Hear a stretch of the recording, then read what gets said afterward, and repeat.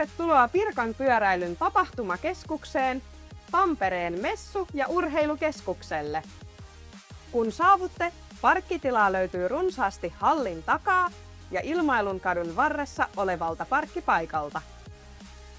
Pirkan pyöräilyn lähtö ja maali sijaitsee Leonardo-veistoksen vieressä. Pyöräilijät lähtevät kohti Tamperetta vanhaa kiitorataa pitkin. Pyöräilyn lähtöjono muodostetaan Pirkkalan suuntaan. Kaikille osallistujille tarjoillaan perinteisesti myös maukas keittolounas. Katsotaan, mitä täältä sisältä löytyy. Kun tuut sisään, vasemmalta löydät narikon.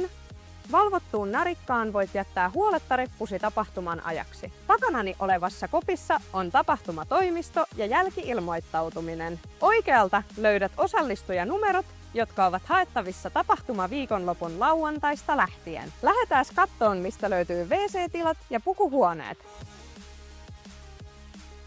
WC-tiloja löydät aulasta ja lisää A-hallin käytävältä, jossa on myös pukuhuoneet. Me ollaan tosi innoissaan tästä tapahtumasta. Nähdään kesäkuussa! Tervetuloa Pirkan pyöräilyyn!